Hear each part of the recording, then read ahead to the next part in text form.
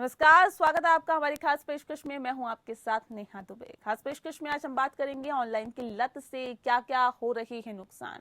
हम बात करेंगे ऑनलाइन से हमारी जिंदगी पर क्या कुछ प्रभाव पड़ रहा है, ऑनलाइन की लत हमारी जिंदगी के लिए कितनी खतरनाक है।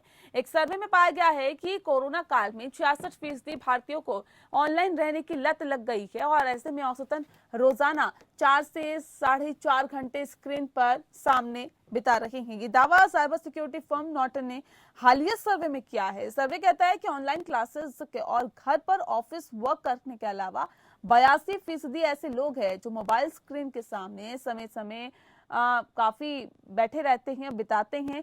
कोरोना काल में ऐसे मामले बढ़े हैं। वयस्कों के लिए स्मार्टफोन सबसे कॉमन डिवाइस बन गया है। 84% वयस्क इसके साथ काफी वक्त बिता रहे हैं। कोरोना काल में देश के लोग स्मार्टफोन के साथ समय बिता रहे हैं और ऐसे में इसे समझने के लिए साइबर सिक्योरिटी फर्म नॉर्टन ने सर्वे किया है।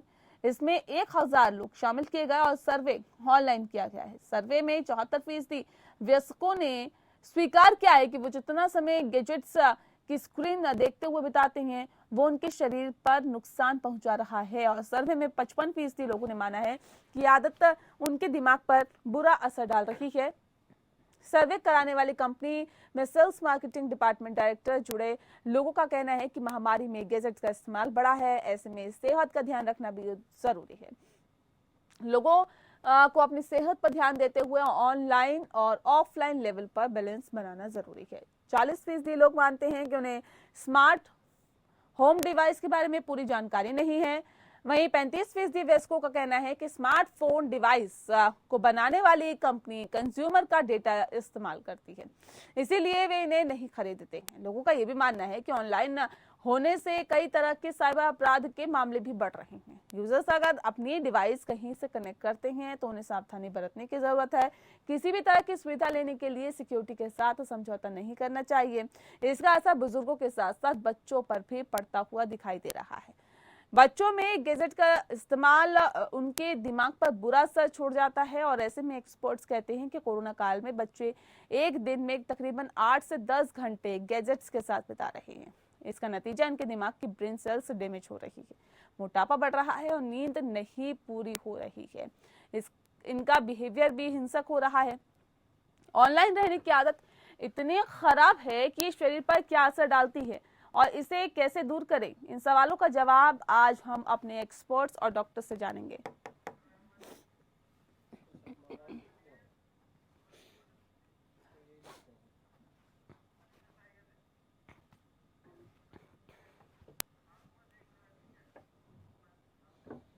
और चलिए आज इसे विस्तार से समझेंगे, जानेंगे कि आखिर क्या वजह है कि लोग ज्यादा अब गैजेट्स का इस्तेमाल कर रहे हैं। हमारे साथ खास मेहमान मौजूद है, उनसे आपका परिचय करा देते हैं।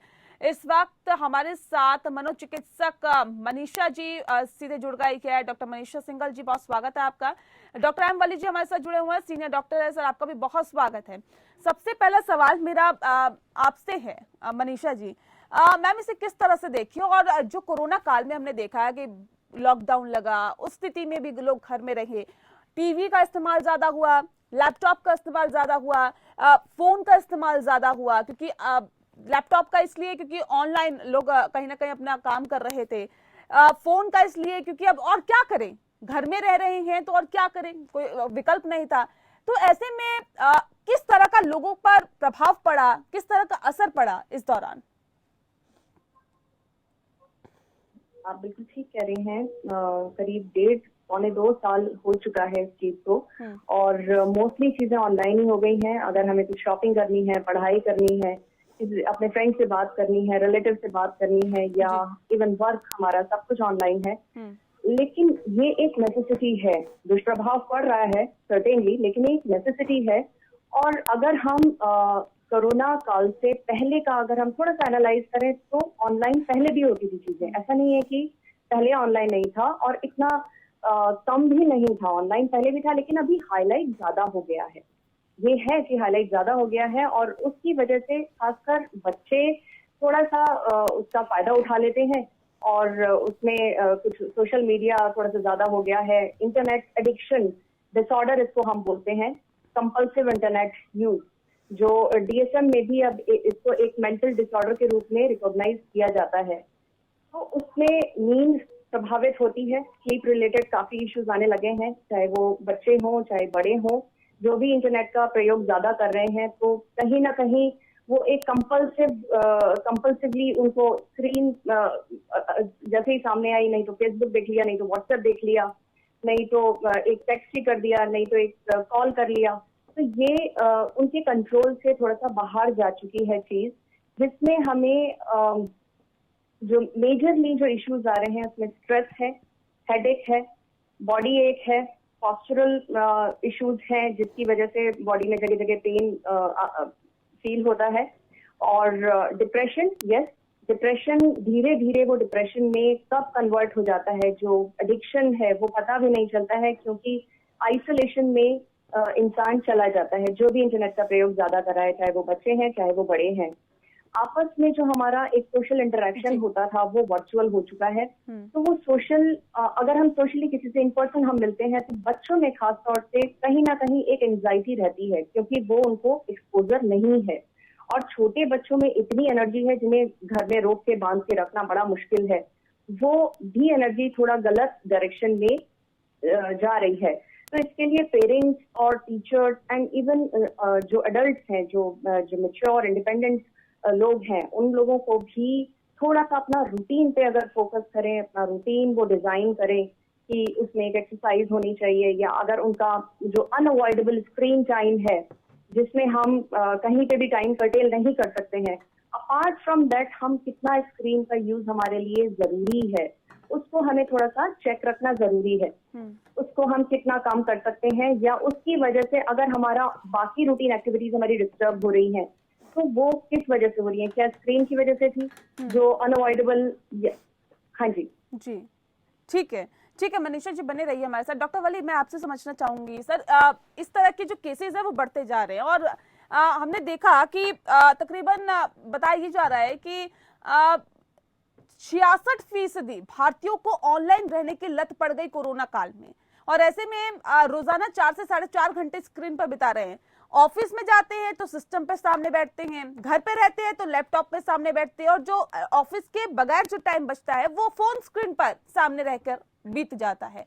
ये लत सर कितनी बुरी है, और किस तरह की दिक्कतें लोगों को हो रही है? अभी जो केसेस सामने आ रहे हैं, किस तरह की, क्या कुछ परेशानियां लोगों को हो रही है? देखिए, बहुत अच्छा किया प्रियंका जी, आपने इस टॉपिक पे डिस्कशन किया और कोरोना से इसको जोड़ा। बिल्कुल ठीक बात है। घर में रहने का मतलब ये नहीं है कि हम घर में, जब घर का हम नाम लेते हैं तो घर में हमारे जितने फैमिली के मेंबर्स हैं, सदस्य हैं, हम उनके साथ हैं। और एक टिपिकल सीन होता है हर घर में कि कमरे में माँ बाप बैठे हैं और 2 बच्चे उनके अगर बैठे हैं, तो वो माँ बाप भी अपने अपने फोन में लगे हैं और दोनों बच्चे भी लगे। ये हर घर की कहानी हो गई है, और ये बड़ी आम कहानी हो गई है, और इसमें वो लोग माइंड नहीं करते कि आपस में बात नहीं हो रही है। अच्छा, टीवी भी चल रहा है, वो भी नहीं देख रहे हैं, अपना फोन में लगे हैं, व्हाट्सएप देख रहे हैं या मैसेजेस चल रहे हैं। अच्छा, दूसरी तरफ भी यही हाल है। मैंने एक दिन अपने बेटे से पूछा तो कहने लगा वो मेरी एक फ्रेंड बहुत जल्दी आंसर नहीं करती तो मुझसे बात नहीं करते SMS पे, तो वो चाहते हैं इंस्टेंट आंसर भी मिले। तो ये जो चीज हो गई है, एक मेंटल ऑक्यूपेशन, जैसे इन्होंने बताया मनीषा जी ने, कि ये we are preoccupied with the screen, नहीं है स्क्रीन के अंदर जो कंटेंट है उससे हम प्री ऑक्यूपाइड हो रहे हैं, और वो दिमाग पे चोट कर रहा है, हमारी लगातार दिमाग को चोट कर रहा है, और एक एडिक्शन हो रहा है। और बच्चों को अगर आप देखें ना, अगर उनका फोन खो जाता है तब पता लगता है कि उनकी क्या हालत होती है। देखिए, मैं आपको बताऊं, फोन है, कंप्यूटर है, टीवी है, आपने ऑफिस में काम का जिक्र किया, ऑनलाइन वर्क है, ऑनलाइन एजुकेशन है, स्मार्टफोन है, ये सब स्क्रीन है, और स्क्रीन से हार्मफुल रेज आंख में जाती हैं, और आंखें जो है वो ब्रेन का एक हिस्सा है। Eyes are projection of the brain.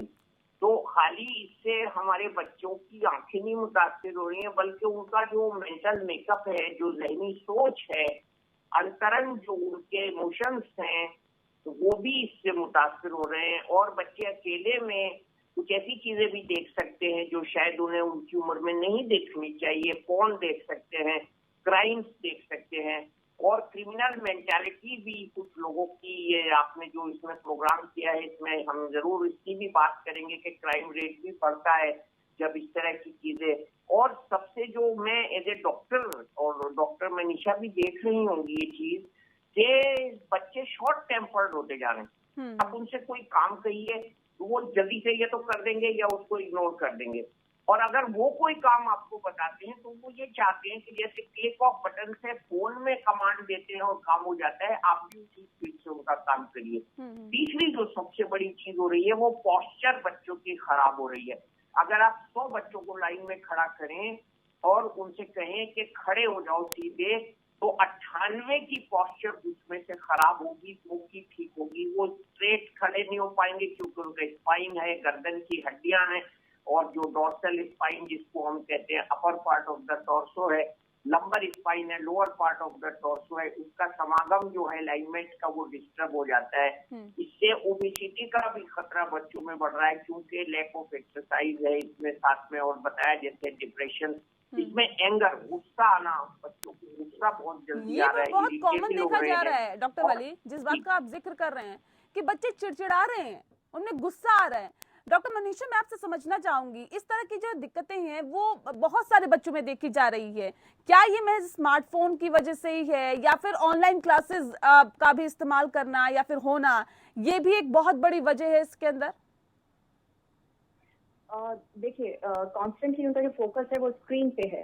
अब स्क्रीन पे लगातार जब वो देखते रहते हैं, पढ़ाई कर रहे हैं, पढ़ाई के बाद वो गेम्स जो खेल रहे हैं वो भी स्क्रीन पे खेल रहे हैं, या अगर फ्रेंड्स से बात कर रहे हैं तो भी स्क्रीन पे कर रहे हैं, तो उसमें कहीं ना कहीं वो जो एडिक्शन है वो एडिक्शन ऐसा होता है कि अगर उसमें बीच में उन्हें कोई काम बता दिया जाता है, पेरेंट्स उनसे कहते हैं कि ठीक है थोड़ा सा ये कर दो या कुछ भी उठने के लिए वो कहते हैं, तो वो उसको टॉलरेट नहीं कर पाते हैं। तो जो टॉलरेंस है वो कम होती जा रही है, जिसमें इरिटेशन, फ्रस्ट्रेशन, एंगर, एग्रेशन, ये सारे जो इमोशंस हैं ये ज्यादा देखने में मिल रहे हैं बच्चों में। और उसकी वजह से आपस में एडजस्टमेंट होना, क्योंकि अगर आपकी टोन खराब हो जाती है, आपका वॉल्यूम थोड़ा सा बढ़ जाता है अगर आप पेरेंट्स से बात कर रहे हैं, तो वो उस तरह के इश्यूज काफी आ रहे हैं। और बहुत नेचुरल है, अगर आप स्क्रीन के सामने लगातार बैठे रहते हैं तो उसके बाद आपका वो नेचुरल जो एक नॉर्मल ओरिएंटेशन होता है वो कहीं ना कहीं डिसबैलेंस हो जाता है। एक ये रीजन है। अपार्ट फ्रॉम दैट, उनको जो पहले का जो फिजिकल एक्टिविटीज उनकी होती थी तो वो कहीं ना कहीं मिस तो करते हैं, लेकिन हाँ अभी वो कंफर्टेबल भी हो गए हैं और उससे वो बाहर नहीं आना चाहते हैं। एक लेजीनेस दिख रही है, वो एक्टिवनेस जो होनी चाहिए वो नहीं है। अब पेरेंट्स एक्सपेक्ट करते हैं कि हाँ थोड़ा सा बच्चा उठे, काम करे या बाहर जाए, फ्रेंड्स के साथ मिले, जैसे अभी थोड़ा सा लॉकडाउन वगैरह भी नहीं है। लेकिन बच्चे सिर्फ और सिर्फ फोन में इंटरेस्टेड रहते हैं, स्क्रीन में इंटरेस्टेड रहते हैं। डॉक्टर वली, मैं आपसे समझना चाहूंगी सर, एक दिक्कत और आ रही है। अगर हम बच्चों की बात करें, छोटे छोटे बच्चे जब मोबाइल स्क्रीन को टच करते हैं और फिंगर से उसको चलाते हैं, ऑपरेट करते हैं, तो बताया ये भी जा रहा है कि जो बहुत छोटे बच्चे हैं उनको लिखने में भी बड़ी दिक्कत आ रही है, जब वो राइटिंग करते हैं उसमें बड़ी दिक्कत आ रही है। सर, ये भी क्या बड़ी वजह है, फोन की का साइड इफेक्ट है, जिस वजह से जो बच्चे हैं वो आगे काफी दिक्कतें आगे झेल सकते हैं? मैं आपको क्या बताऊं, हम लोग तो तख्ती पे पढ़े हुए लोग हैं, हम लोग तो टाटर शर्मा जो सरकंडा होता है उसके कलम से लिख के पढ़े हुए लोग हैं। हम लोग जीनित से हमें कर्सिव राइटिंग सिखाई जाती थी। हम लोगों के यहाँ ये वाला बॉल पॉइंट पेन बैन था, पेंसिल या जीनित होती थी। हिंदी के लिए हिंदी का पेन होता था, उसकी कटी हुई वो होती थी सुलेख की निब। तो ये चीजें तो अब वैनिश हो गई।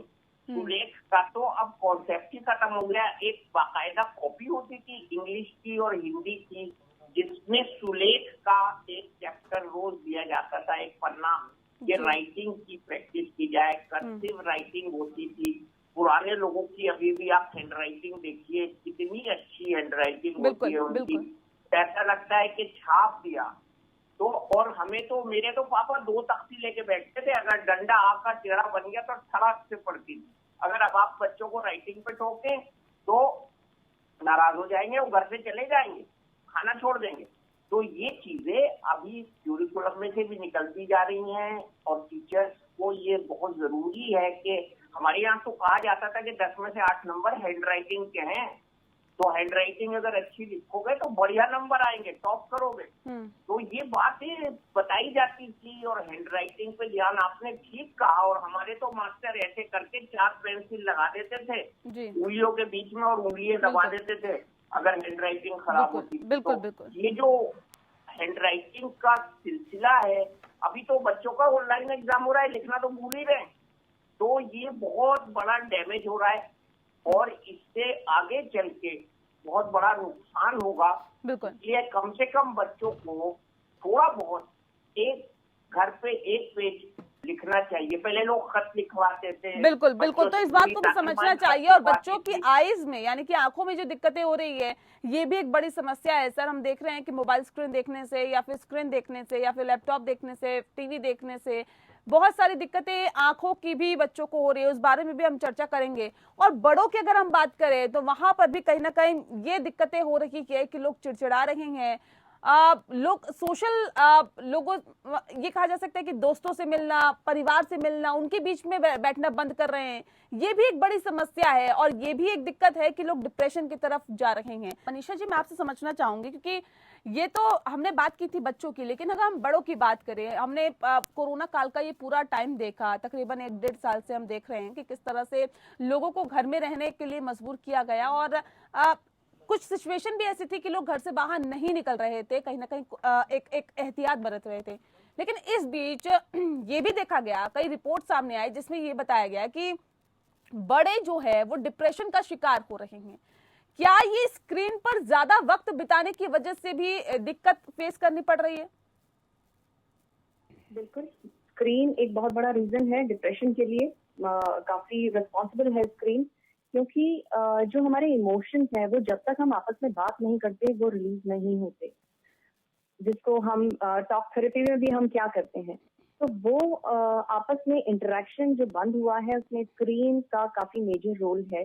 पहले केवल लिमिटेड टाइम तक रहता था, लेकिन अब क्योंकि धीरे धीरे हमारी आदत पड़ गई है तो स्क्रीन हमारी रूटीन में मेजर जो हमारे दिन का समय होता है उसमें स्क्रीन हमारे सामने रहती है, जिससे हम आपस में घर में ही हमारे फैमिली मेंबर्स हो गए, इवन वर्क पे भी, वर्क प्लेस पे जो हमारे कोलीग्स हैं उनसे हार्डली हमारी कुछ बात हो पाती है। तो उसकी वजह से नींद इफेक्ट होती है, पॉस्चरल जो इश्यूज आते हैं वो है ही। और इस अपार्ट फ्रॉम दैट हम लोग एक सोशल एनिमल है, हम सोशल प्राणी हैं। तो जब तक हमारा सोशल इंटरेक्शन नहीं होगा तब तक वो हम किसी से बात नहीं करेंगे। अगर हम अकेले केवल स्क्रीन के सामने बैठे रहेंगे तो कहीं ना कहीं हम आइसोलेशन में जाएंगे और वो लो फीलिंग हमारे हम पर हमको प्रभावित करती रहेगी और वो डिप्रेशन धीरे धीरे शुरू हो जाएगा आना, then mild, moderate, severe, gradually severity बढ़ती जाती है। अगर हम इस रूटीन को चेंज ना करें या हम अपनी रूटीन में कुछ और एक्टिविटीज ऐड ना करें, कुछ नया हम अगर इसमें हम ऐड करते हैं तो यस हम इसको कंट्रोल कर सकते हैं। अगर स्क्रीन ही है तो स्क्रीन का भी एक पॉजिटिव तरीके से इस्तेमाल हो सकता है। जैसे अगर हम बच्चों के केस में उनको कुछ एक्टिविटीज में एनरोल करा देते हैं कुछ फिजिकल एक्टिविटीज, तो वो स्क्रीन है उनके सामने लेकिन इतनी पास नहीं है, पहली चीज। दूसरी चीज कि अगर वो सपोज डांस ही सीख रहे हैं या कुछ ऐसी एक्टिविटी वो सीख रहे हैं स्क्रीन पे, मार्शल आर्ट सीख रहे हैं जिसमें वो एक डिस्टेंस पे स्क्रीन रखी है, वो केवल उसको देख के फॉलो कर रहे हैं, जिसमें उनका फिजिकली भी वो एक्टिव है। या अगर बड़ों के केस में हम देखते हैं, बड़ों के केस में भी कुछ इस तरह की एक्टिविटीज हम शुरू कर सकते हैं। ऐसा कुछ क्लब हम बना सकते हैं, अपने सोशल गैदरिंग हम ऐसे कर सकते हैं जिसमें कुछ एक्टिविटीज हम ऐसे रखें जो हम स्क्रीन के हमें बिल्कुल नजदीक ना बैठना पड़े, थोड़ा सा दूर हम जाके हम वो आपस में कर सकते हैं। या अगर हम वर्क प्लेस पे भी इस तरह के कुछ चीजें ऑर्गेनाइज कर सकते हैं जिससे हमारा स्क्रीन का टाइम थोड़ा सा कम हो जाए और लोग धीरे धीरे आपस में मिलना शुरू हो जाए। या जी मनीषा जी, ये तो हुई बात कि आखिर किस तरह की दिक्कतें हो रही है स्क्रीन से, लेकिन अब अपनी सेहत का ख्याल कैसे रखें? क्योंकि मैम ये भी आप समझती हैं कि स्क्रीन पर बैठना बहुत जरूरी है, स्क्रीन देखना बहुत जरूरी है। कैसे ऑफिस का काम होगा, कैसे बाकी बैंक से रिलेटेड काम होंगे या फोन से रिलेटेड और कैसे काम होंगे अगर आप स्क्रीन नहीं देखेंगे? तो तो इसके लिए भी ये कहा जा सकता है कि हम काफी डिपेंड हो गए हैं स्क्रीन पर, लेकिन अब ऐसे में इसके साथ साथ हम अपनी सेहत का ख्याल कैसे रखें, क्या करें? सेहत का ख्याल रखने के लिए तीन चीजें बहुत इंपॉर्टेंट हैं। सबसे पहली चीज, क्या हम अपने न्यूट्रिशन में ले रहे हैं, क्या हम अपनी डाइट में ले रहे हैं, कितने मील्स हम ले रहे हैं, कितना वाटर इनटेक हमारा है, हाइड्रेशन हमारा कैसा है। तो उसका एक थोड़ा सा हमें चेक रखना चाहिए। हमें एक टाइमली मील्स अपने एक टाइम हमें डिजाइन कर लेना चाहिए, साइन कर लेना चाहिए कि हाँ ठीक है, इस समय पे हम खाना खाएंगे, ब्रेकफास्ट, लंच एंड डिनर का टाइम, और सब लोग घर के सारे ही सदस्य साथ में बैठ के खाना खाएंगे। हाइड्रेशन, हर घंटे पर अगर हम 1 ग्लास पानी पी लेते हैं तो हम we can very well keep ourself hydrated. Number 2, exercise. अगर हम मॉर्निंग में पॉसिबल नहीं हो पा रहा है, जल्दी है स्कूल का टाइम या वर्क टाइम हमारा जल्दी स्टार्ट हो जाता है, तो इवनिंग में हम कोई टाइम ऐसा रख सकते हैं बिफोर लंच, बिफोर डिनर, जिसमें हम 1 घंटा या 45 मिनट से 1 घंटा कुछ एक्सरसाइज ऐसी हो जिसमें हमारा ब्लड सर्कुलेशन बेटर हो जाए, एंड जनरली एक्सरसाइज के बाद में we feel better. Number 3 is sleep. किस समय हम सो रहे हैं, सोने का टाइम जरूर हमें पता होना चाहिए, क्योंकि वो अगर हमारे कंट्रोल में नहीं है तो उससे हमारी पूरी स्लीप साइकिल ही नहीं डिस्टर्ब होती, पूरा रूटीन डिस्टर्ब होता है। हमारा जो हमारे इमोशंस हैं उन पे इम्पैक्ट आता है, जो इरिटेशन, फ्रस्ट्रेशन, एग्रेशन की हमने अभी जस्ट बात करी थी, उसमें स्लीप का काफी बड़ा रोल है। जी जी। तो ये 3 चीजें हैं जिनका हमें थोड़ा सा चेक रखना, बिल्कुल ध्यान रखना पड़ेगा। बिल्कुल मनीषा जी, आप बिल्कुल सही कह रही हैं। डॉक्टर वली से भी समझ लेते हैं। डॉक्टर वली, आप किस तरह के सलाह देना चाहेंगे हमारे दर्शकों को कि स्क्रीन का अगर आपको प्रयोग करना है तो किन बातों का और ज्यादा ख्याल आपको रखना होगा? देखिए, अगर इनएविटेबिलिटी हो गया है, अब स्क्रीन का प्रयोग तो सभी को करना है, आप और हम भी देखिए स्क्रीन के प्रयोग से ही ये प्रोग्राम कर रहे हैं, बिल्कुल। तो इंटरवल करना चाहिए बीच में। एक इंटरेस्टिंग चीज अभी मैंने देखी ब्रेक में, 20 का फॉर्मूला है कि 20 मिनट के बाद बाहर खिड़की में 20 फीट दूर 20 सेकंड के लिए देखें। 20-20-20 का फॉर्मूला है, बड़ा अच्छा, एक न्यूज़पेपर नहीं दिया हुआ है, और ये बड़ी अच्छी एक बात है। तो इंटरप्शंस होने चाहिए, गैप होना चाहिए बीच बीच में, जैसे एयरक्राफ्ट में अनाउंसमेंट होता है कि आप खड़े होइए और थोड़ा चलिए, उसमें चलना इसमें बहुत जरूरी है बीच में। जैसे अभी पौष्टिक आहार की बात की, आइस के लिए अच्छी एक्सरसाइज बड़ी सिंपल है कि आप पेन की टिप अपनी आंख के करीब लाइए और उसको दूर ले जाइए, 3 फीट 2.5 फीट जितने तक आपका हाथ जा रहा है, और वो दूर ले जाके उसको फिर दोबारा पास में लाइए और पास में लाते जाइए जब तक कि वो 2 ना दिखे। इससे स्क्विंट जो है वो ठीक हो जाता है। ये बड़ा प्रैक्टिकल टिप मैं दे रहा हूँ। 20 का फॉर्मूला और आंख की एक्सरसाइज, दूर देखिए, पास देखिए, और स्क्रीन के आगे ब्लू मिरर, जो ब्लू ग्लास होता है, वो लगाएं ताकि रेडिएशन कम जाए। चौथा, विटामिन ए का प्रयोग करें। 5वां, हरी सब्जियां, फल है वो करें, और पानी खूब पिए, बताया अभी मनीषा ने। तो ये सब चीजें मिली जुली हैं। बेसिकली मैं जोर दूंगा पॉस्चर पे, जो आजकल जो लोगों की गर्दन में प्रॉब्लम हो रही है, यंग बच्चों को सर्वाइकल की बीमारी हो रही है, जिसको हम सर्वाइकल स्पॉन्डिलोसिस कहते हैं टेक्निकली, और उनकी पॉस्चर खराब हो रही है, दे कांट स्टैंड स्ट्रेट, कमर झुक रही है, बुढ़े हो रहे हैं। तो ये उनको पॉस्चर की बहुत जरूरत है, और इसमें कैल्शियम का बहुत इंपॉर्टेंट रोल है। इंडोर्स बैठने से विटामिन डी कम हो जाता है। विटामिन डी भी खाना चाहिए बच्चों को, कैल्शियम खाना चाहिए। बिल्कुल, तो खाने पीने का बहुत ध्यान रखना होगा बच्चों को भी और बड़ों को भी, अगर आप स्क्रीन का यूज कर रहे हैं। बहरहाल बहुत शुक्रिया आप दोनों मेहमानों का हमारे साथ इस खास चर्चा में शामिल होने के लिए। और इसी के साथ हमारी इस खास पेशकश में इतना ही। नमस्कार।